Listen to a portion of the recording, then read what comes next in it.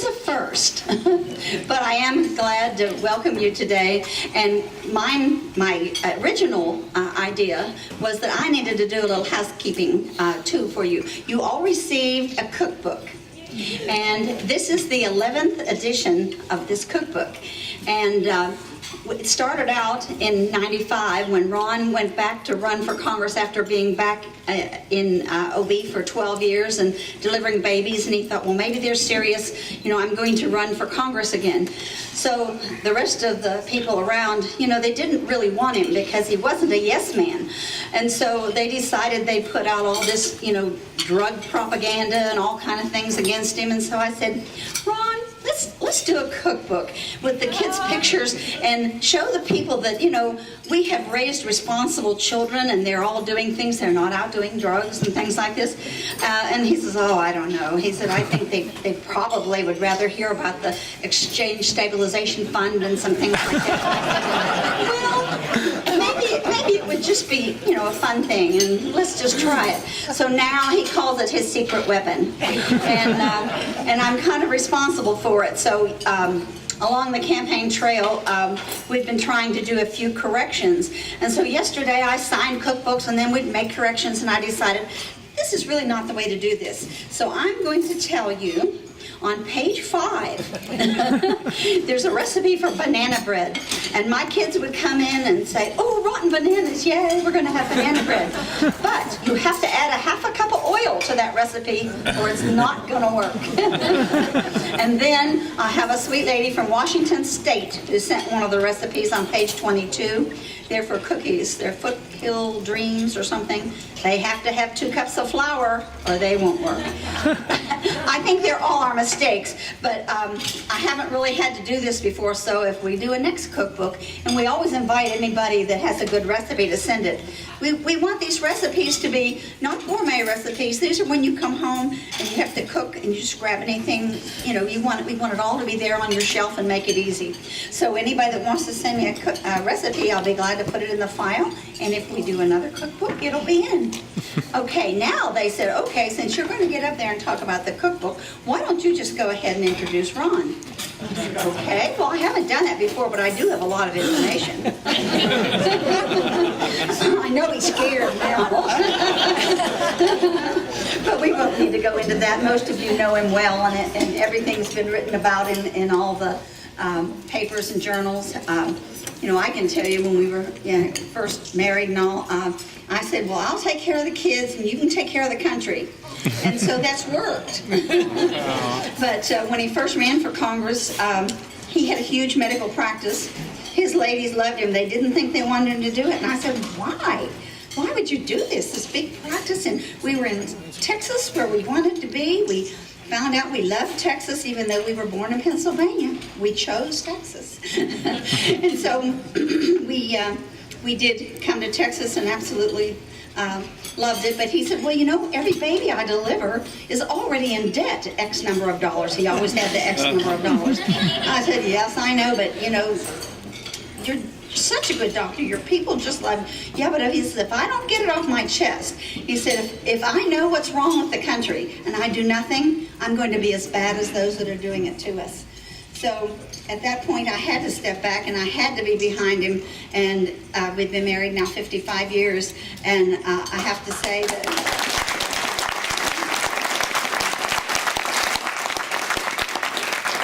everything he's done has been for the country. And you know that because you're here, but I'm happy to tell it again. And with that, let's see, can I tell them anything else? I guess I won't, except that I will introduce our granddaughter who's traveling with us, Linda.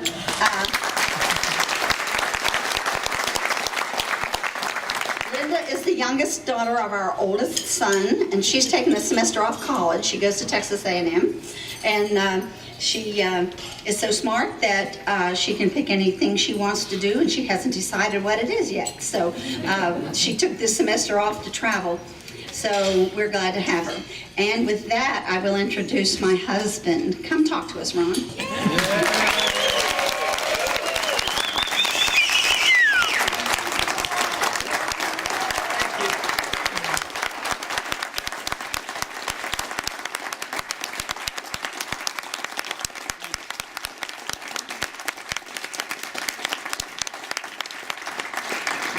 Could have been worse, but she didn't tell any bad stuff. So. Actually, when I told her I was going to run for Congress, she told me it was going to be dangerous. I said, how could this be dangerous? All I'm going to do is get these things off my chest and make myself feel better. She said, wait, you better watch out. You're liable to get elected. I said, no, there's no way, because if I just tell it to them the way I think it should be, and there's going to be no promises of free lunches, nobody's going to vote for me. She said, no, she says, I predict they're going to listen to you because you're going to be telling the truth and people want to hear the truth. So she probably had a little bit better perception. She was more, I don't know whether you call it optimistic, but more anticipatory that I would win than I was at the beginning. And of course, that's been going on for a little while now. The very first time I ran was in 1974. And it was motivated mostly over economic issues at the time, but since that time, putting the philosophy entirely together with individual liberty, free markets, property rights, sound money, a sensible foreign policy, and the protection of civil liberties, it all boils down to protection of individual liberty. If you understand liberty, you understand the foreign policy, the economic policy, as well as personal liberty. So the real message is about liberty, and of course I believe that we were the richest and the greatest country because we understood that better than the rest of the country, and the Constitution was written to defend that. But we've slipped a long way from that, and I think that's where the real tragedy is. But also, I think there's real hope for the country, too. As bad as things are, the climate is getting much better. The admission that this system isn't working is pretty well known now. The economic system is not working. The foreign policy, the people are sick and tired of the endless wars. People are sick and tired of politicians telling them lies, ignoring the law, going to war without declarations, writing executive orders that says that the president can elect citizens, assassinate citizens. I mean, people are starting to hear about this. So the effort to change things, I think, is getting easier in spite of the danger that we have, because if we do nothing, things will not get better, because there will be a determination to maintain power. Those who have gotten the power will cling to power. All this fighting and arguing in Washington is not philosophic. It's all over who's going to hold the power and who's going to control the remaining wealth in the country. They're not interested in asking the serious questions, where does wealth come from? And it comes from productive individuals in a free society. It doesn't come from a computer or a printing press from the Federal Reserve System. That does not produce wealth.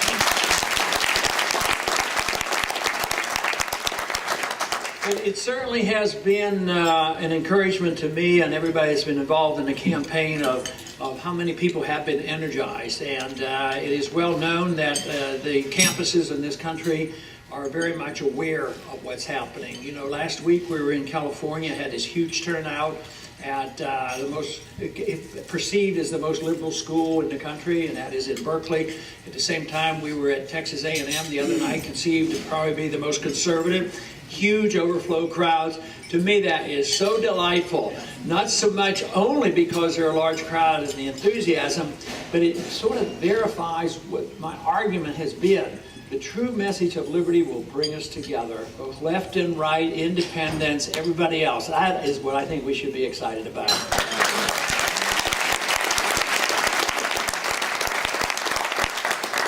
The divisiveness comes not only because the pie is shrinking and people are fighting over power, but we in the last 100 years have accepted the fact that rights are not individual rights, and we have to understand that our life and our liberty comes from a creator, not from the government. And when we understand this, we shouldn't be thinking in collective rights. I sort of have a dislike for hyphenating what Americans are. I think Americans should believe in liberty, and we're all important because we're an individual and not because we belong to any one group. So this is what, for too long, groups were punished in an unfair way in our society, and then people thought, well, we should quit doing that, but then we should reward people because they belong to a group. And that doesn't work either. What we have to realize is that each and every one of us are very important because we're individuals, and that's what we should be protecting. And that means equal justice, under the law. And unfortunately, we live in a society today we haven't quite reached this. But it also means that in order to achieve this free society, which we respect individuals, we have to know what the responsibilities have to be for the individual. And if we assume that we can depend on others, that people owe us a living, there's a gross distortion. What has happened in the entitlement system is we have come to accept the idea that anybody who needs something or wants something or demands something, they have a right to something. But they don't. They have a right to their life. They have the right to their liberty. They have a right to use their own incentives to take care of themselves. And they ought to have a right to keep everything they earn. Maybe we would be more...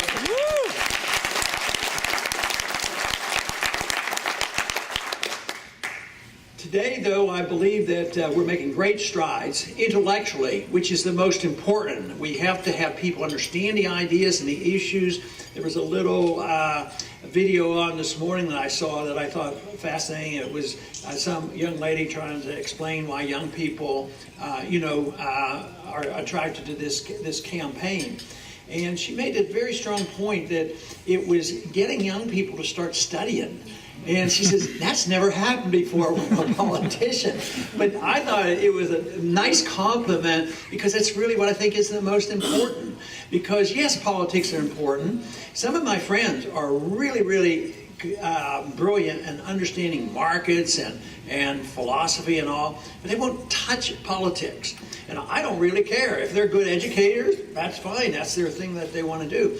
But to think that you cannot have anything to do with politics and think you're going to bring about changes, it doesn't work. I think everybody has a role. Some will be more in the education, some will be more in politics. I'd like to think that I've participated in both.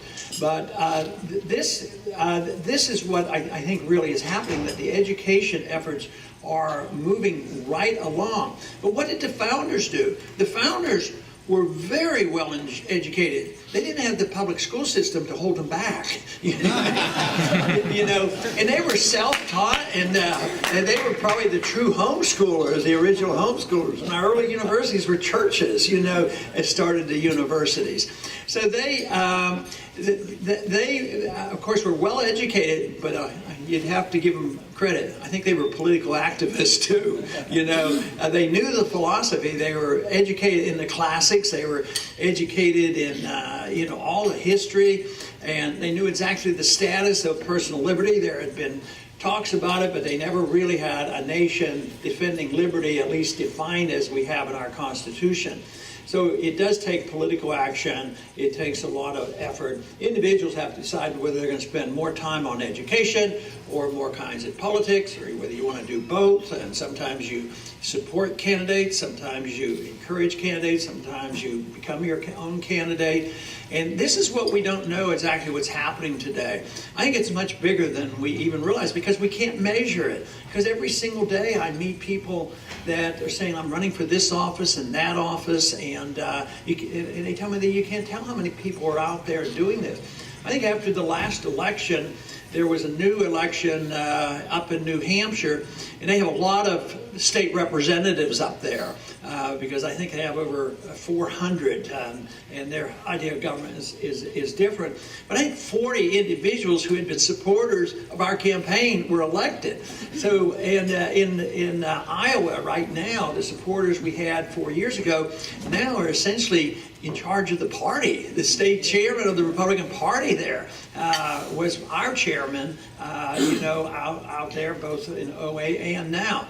So this activity is going on. And even in this campaign, they talk about how many delegates we have, but we don't know how many delegates we have. We don't know how many we're going to get. All I know is we're going to still get a lot more than we have already.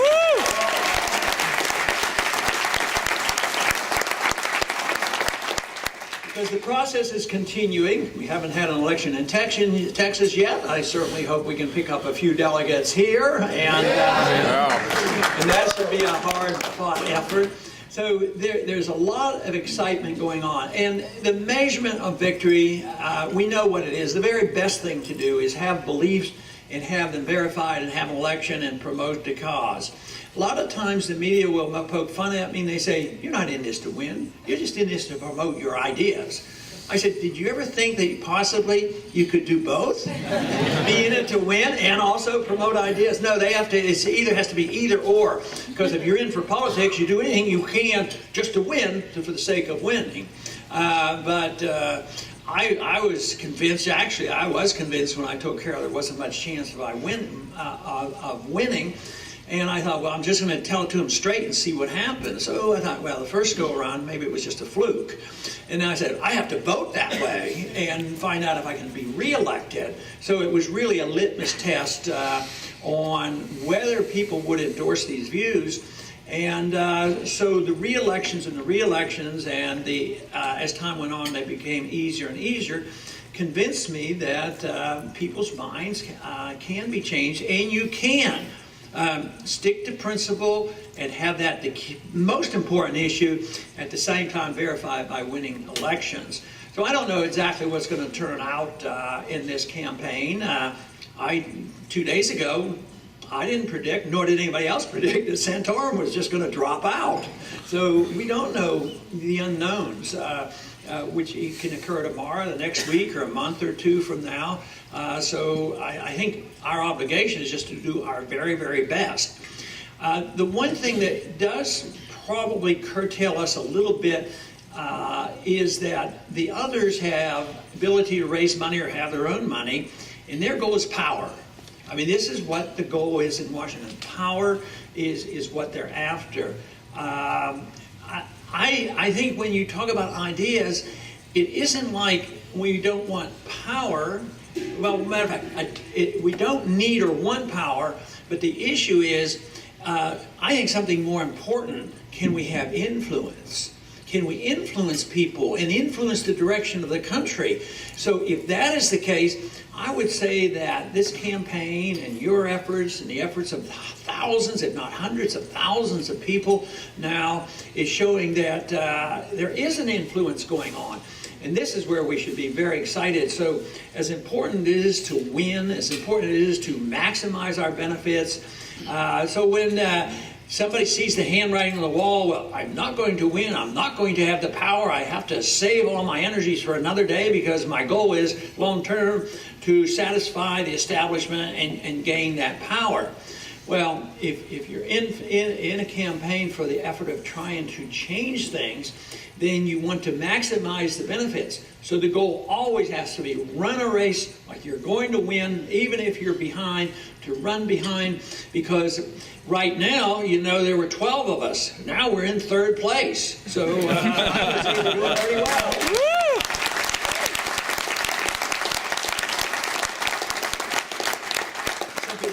With me and say we're in second place. Yeah. So these efforts are worthwhile, and that's why I feel so indebted to individuals like you, that you understand this and know exactly what is going on. There was a book put out not too long ago.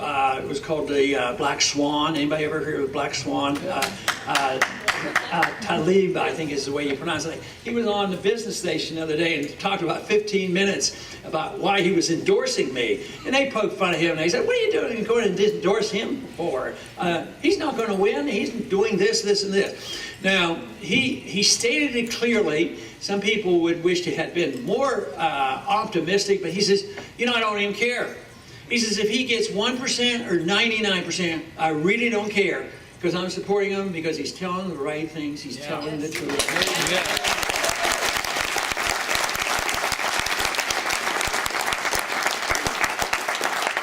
We live in a day where we have a tremendous opportunity because the failure is all around us, and they've had their chance. The Fed has had 100 years and they've blown it, so now we need to repeal the Federal Reserve Act.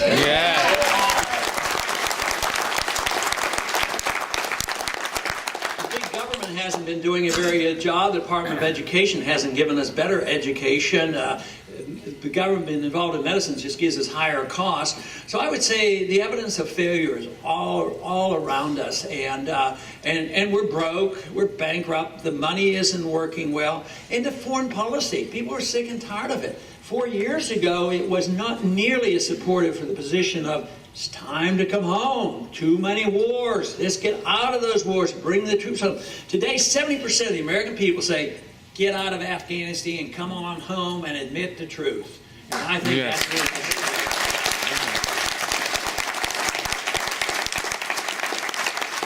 what it seems like so many politicians and other candidates are living with their head in the sand because they seem to be in denial.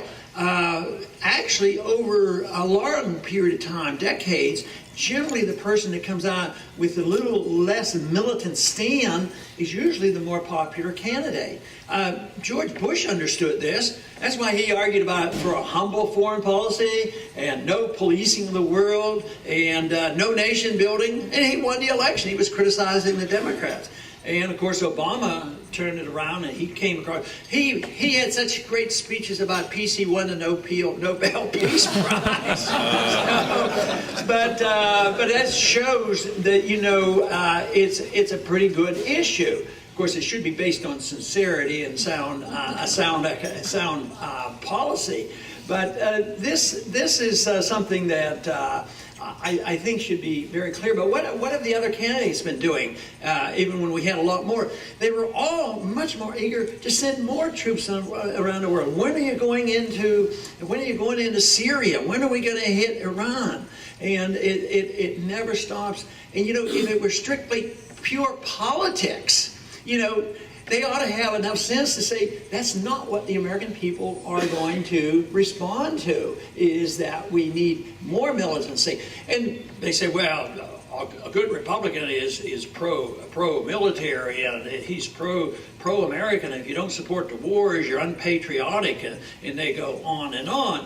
But I wonder what the answer is, if that is true. Why is it that the military personnel, active military people, give us the most money, more than everybody else put together?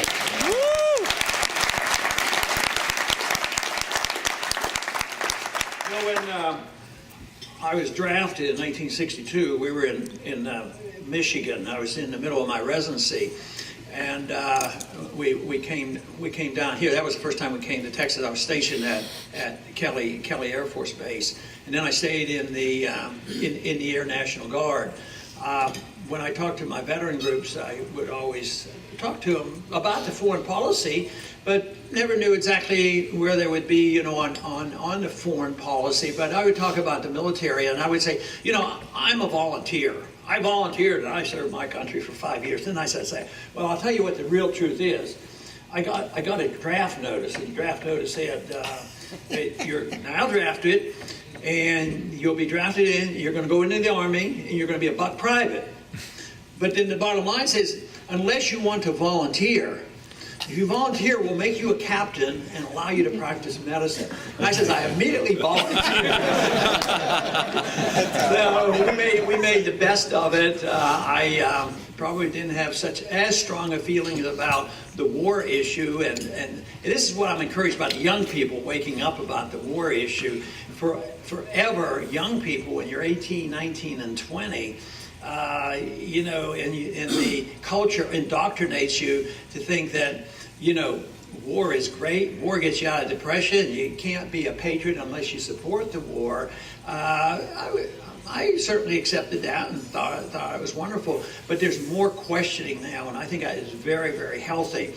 And for those who think that we should be over there, the argument should be to them, all right, you think we should go to war.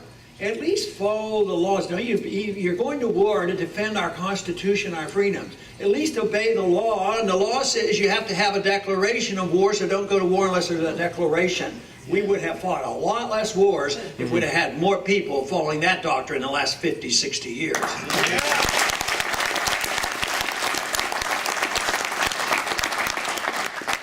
But really, it's the respect for the Constitution, I think, could have prevented our problems, and understanding of personal liberty, and that means we can get out of our problems that way. We don't have to reinvent anything. We don't have to go back to the Dark Ages. I'm convinced the Dark Ages is tyranny, and we've had too much of that. And those who accuse us of wanting to go back to the 19th century, I think they're completely wrong. We want to go back a little bit, pick up the pieces on something that was very new and progressive. Freedom is a brand new idea, and maybe that's why the young people are so attracted to it, because they think young, and freedom is young. It's big government that is old, and there's no reason why we can't go and pick up the pieces. The gold standard we have was far from a perfect monetary standard. You can improve on that. The understanding of liberty is much better. I mean, they were writing this in a time when people owned slaves. I mean, we have to have made a lot of progress from that.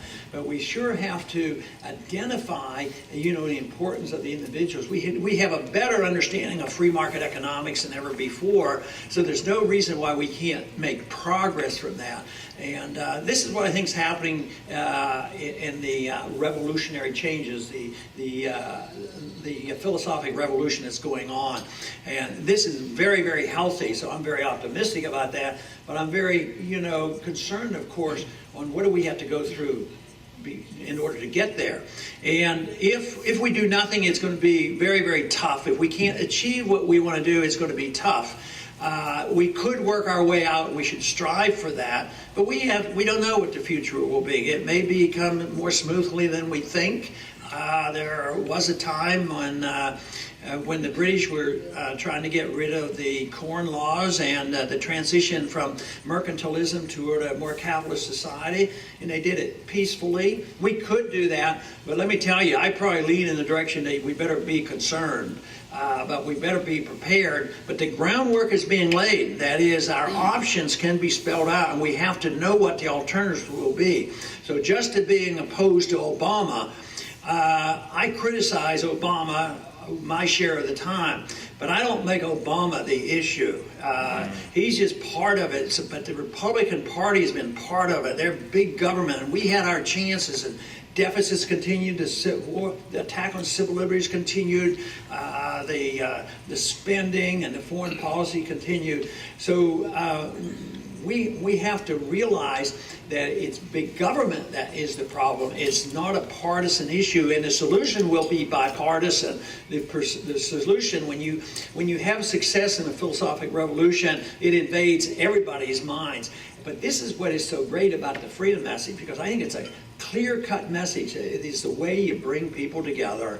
If you understand liberty, you bring people together, not because we're going to use our liberties the same way, precisely because we're going to use our liberties in a different way. We're going to go to different churches or no church at all. We're going to read books or no books at all, and we're going to pick our own books, and we should be able to pick our own books for our kids in school. At the same time, our personal lifestyles will be different.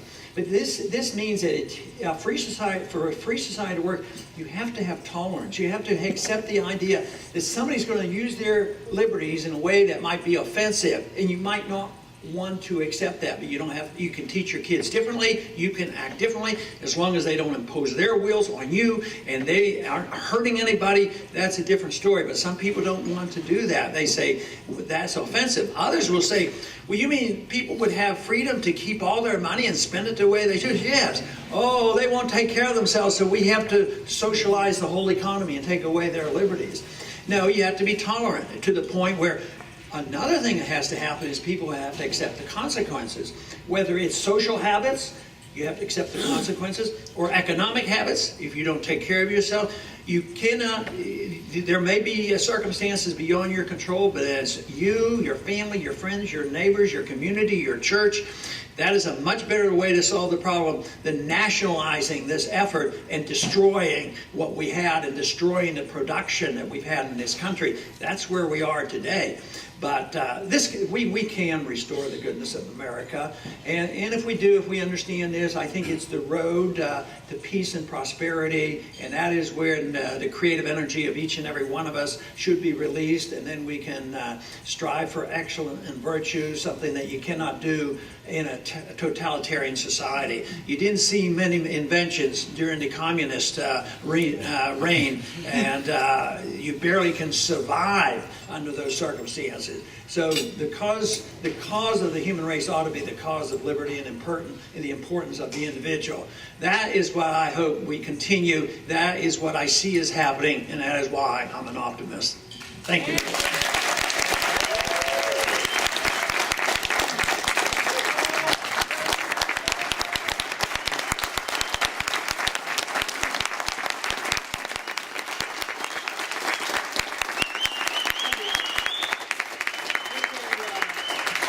We have some time for some questions. We'll do our best I can. Even though you're right here, I guess I have to use the microphone.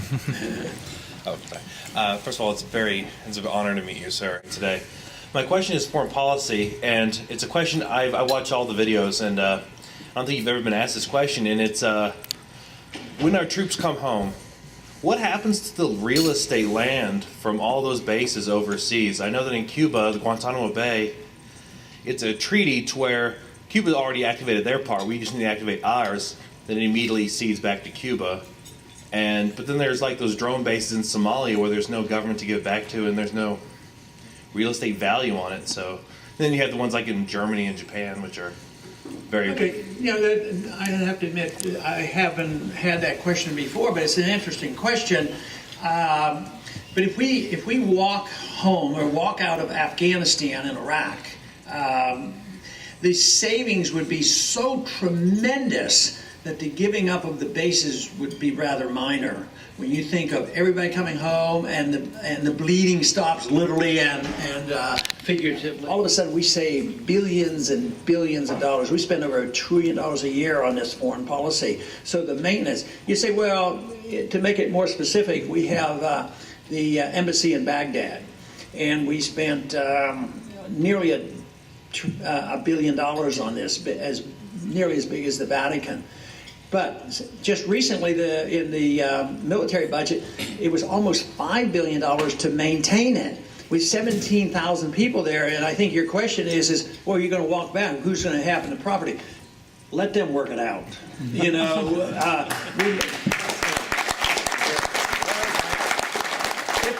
if it's truly a friendly nation and they're willing to talk about it, maybe it could be put up for sale. I mean, you should look at that.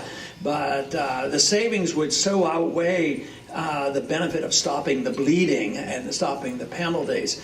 But I think it's sort of like what happens here. Here it's a lot better.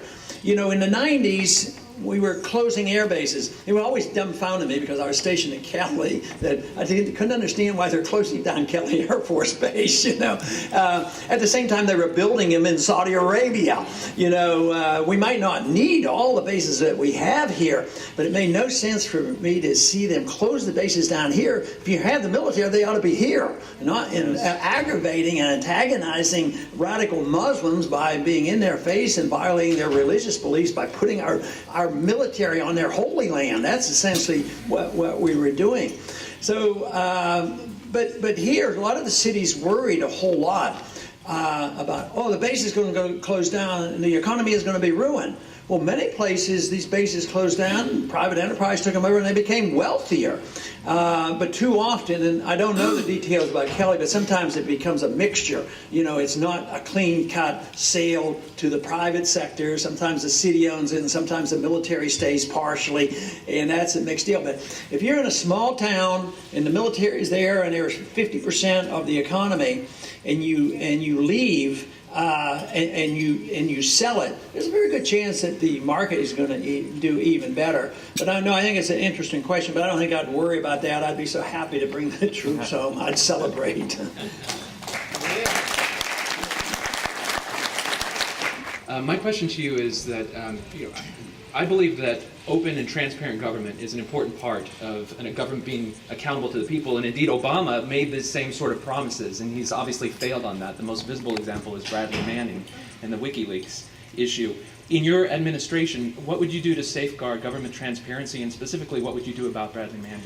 I'd have him protected under the Whistleblowers Act.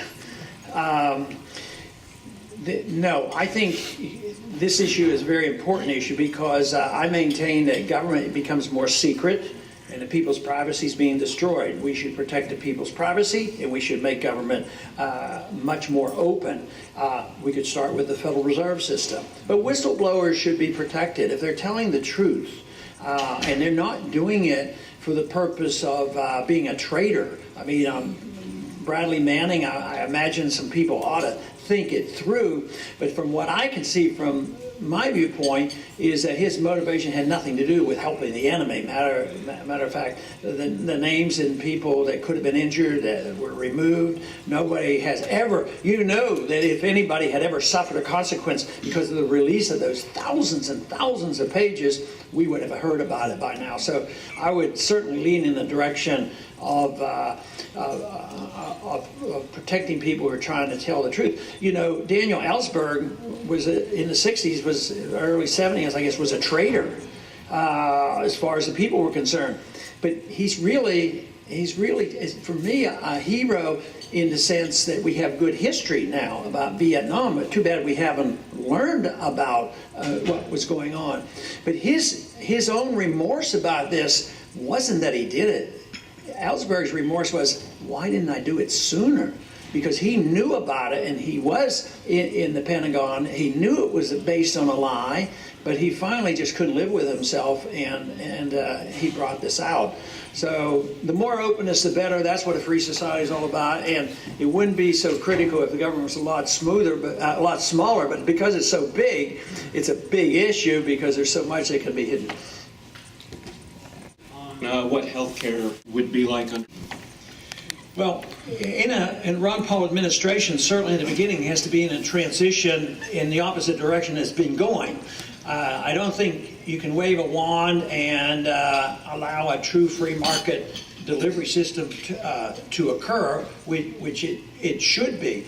But the transition has to be a way. Today, we have Republicans and Democrats, regardless, are always expanding the role of the federal government. You know, whether it's prescription drug programs or Obamacare. And, you know, people are uptight about Obamacare being unconstitutional, certainly. But there's mandates, certainly. But does anybody have a choice about paying Medicare taxes? I mean, that's pretty much of a mandate. How much choice do you have after you're 65 on picking your insurance companies? I mean, you're pushed into it. So the immediate thing to be done is to allow people to opt out. You know, public schools don't have a very good record, but still we have a chance for private schools and homeschooling. If we ever lost that, it would be a real tragedy.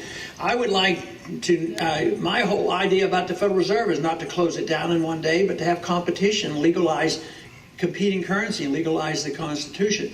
In medicine, we should work much harder to protect your right to get out of the system. And you could do this with through the tax code. You could change the tax code that everybody had the equal benefit of medical deductions rather than if you just work for a large corporation and you have to change insurance companies and then you have this argument, well, we're not going to take you because you have this disease now. People would get their insurance and the deduction would be the same for us as individuals, not because you belong to a group and a union and a big company. And so the tax code is distorted. But if you want to opt out of the system, you ought to be able to just stay out of the system, put away, write off everything with a tax credit or have a savings account and let individuals, especially young people, to just get out of the system and save $3,000 or $4,000 a year and not have to pay tax on it. Let them spend money on the first dollar. The reason the third-party payment system is bad because when I lived here in San Antonio, I worked at the Santa Rosa Hospital for a time, and we got paid the grand total of $3 an hour. But I'll tell you what, nobody was ever turned away. And we didn't have Medicare or Medicaid or anything back then. And and doctors generally, back in those days, always charged the least. Today, under the system we charge the most. It's the only system, profession or business in the country where technology pushes prices up because there's third-party payment and the government's involved. I mean, all the technology that we have in medicine, instead of lowering prices, it raises prices because of the third-party payment. But other people, computers and other things, lowers the cost and makes things more competitive. So it would be the change of the tax code and trying to help people, but also educate people that maybe as time went on, more and more people would be taking care of themselves and would love it, and maybe the whole country would just opt out and stay out of the government compelling systems. But force is a bad way to change things, and Obamacare, of course, has been one more layer of force placed on it, and this has finally woke up a lot of people. But quite frankly, if it would have happened under a Republican president, there wouldn't have been the outcry that we heard. It's partisanship too often. No, how many Republicans really were yelling and screaming about prescription drug program? And that's who drives it. We have fascist-type medicine. We have the corporations, the drug companies, insurance companies, organized medicine. They're the other ones who get involved. So it isn't socialized medicine. In many ways, it's more seductive with this corporatism, which does lead to fascism. Okay, one or two. We'll do two more. Then I got to get. I'm very encouraged about your message regarding the Federal Reserve and offering a competing currency. I understand there must be some sort of correction during that process. What can you as president and we as citizens expect as far as those corrections and also to minimize the effect of... I think that will precipitate the correction. What precipitates the need for the correction, the economic correction, is the bubble. And we're in the midst of the correction, which isn't being allowed to run its course. It's being delayed, and we're propping up bad investments and bad debt, and that's why it's taking so long. This is what we did in the Depression. So at the rate we're going, the correction gets worse. If you had the opportunity to go into another system, it may send a good signal. Maybe people would say, oh, it's sending a signal that we're going to have the market help decide, because we would once again start saving money instead of depending on the Federal Reserve to create money. It's such a system that cheats everybody. It cheats so many people that wants to save money. So the elderly get cheated. They don't want to invest in stocks, and so they'll put their money in CDs, and they make 1%. So Bernanke prevents them from making 5 or 6%. I asked both Bernanke and Greenspan this question: why do you do this and punish the elderly who wants to save money? They said, well, I understand what you're saying, but it just happens that's the way it is, because we have to look at the big picture of why it's important to give low interest rates. He didn't say to bail out the banks and make them profitable, but that is it. So I don't think the competing currency would precipitate a much worse crisis. I think it might alleviate and reassure some people that they can save money and act more normally. Okay, I'll take one more. Student, and I'm going to be going into college soon. And in a sector that is so dominated by liberals, what can we do to get the message of liberty across? Well, my guess would be to have more people like you. All right. Because like I've told so many young people, that an individual like you that are interested in coming and understand these issues, you're way ahead of where I was in high school and even in college. I spent my college times making sure I could get into medical school. And we didn't have the same worries or concerns that we have today. So the need to study this is going to motivate people. But it's going to be individuals like you, and we don't know where they are. That's what's great about it. The numbers are out there. There's thousands, if not millions of people, and you'll probably think up some way. My guess is that you probably have already talked to some of your friends about these issues. Hey, that's right. So you probably have already had an influence on them, either showing them a book or showing them something on the internet. So we have to just multiply that. And I think that's what's happening. And when I meet people like you, I'm encouraged. Thank you very much, everybody, for coming today.